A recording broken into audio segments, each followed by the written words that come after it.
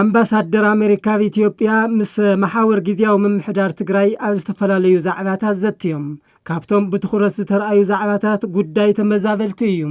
ተመዛበልቲ ክሳብ ዘለው ምግብን ሕክምናን ዘድልዮም ኮይኑም ብዘላቅነት ድማ ናብ መረበቶም ክምለሱ ከም ዘለዎም አምባሳደር ኤርቪን ማሲንጋ ሓቢሮም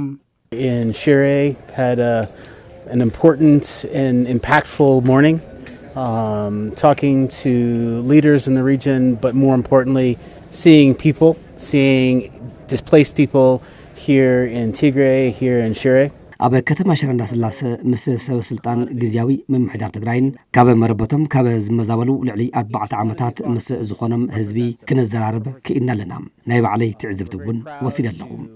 እዚ ነፍስ ወከፍ ካርቶን ነፍስ ወከፍ ተመዛበላይ ዘርኢ እዩ ብመሰረት እዚ ድማ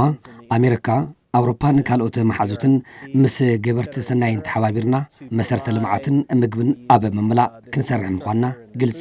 ኮይኑለ የሎም ትማል ኾነ ሎሚ ኣብ ሽረን ከባቢያን ተዛዋዊርና ዝተዓዘምናዮ ተመዛበልቲ ናብ መረበቶም ምምላስ ውራይ ኩላትና ምዃኑ ተገንዚበለኹም ተመዛበላይ ህዝቢ ብሓደ ገጽ ፖለቲካ ብኻሊእ ገጽ ድማ ኣብ ከቢድ ማሕበራዊ ጸገም ምብዳቑ ርኢና ኣለና ስለዚ ናይዚ መወዳእታ መፍትሒ ድማ ተመዛበልቲ ናብ መረበቶም ምምላስ እዩ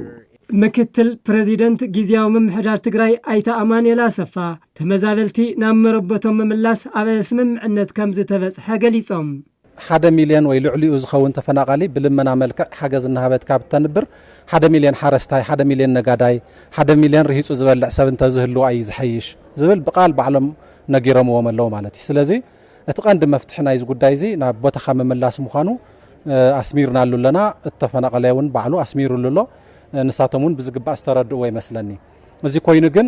እዞም ተመዛበልቲ እዚኣቶም ናብ መረበቶም ክሳብ ዝምለሱ ሰብኣዊ ሓገዛት የድልዮም እዩ ዝተፈላለዩ ተፈጥራዊ ጸገማት እውን ኣብ ትግራይ ከባቢ 2.5 ዝኸውን ህዝቢ ኣብ ተጸባይ ሰብኣዊ ሓገዝ እዩ ስለዚ ሕዚ መጽእ ዘሎ ግን ትሕቲ ፍርቂ ትሕቲ 50 ሚእታዊ ሰብ ሓገዝ ዝረክብ ዘሎ ነዚ እውን ህጹጽ ዝኾነ ናይ ህይወት መድሕን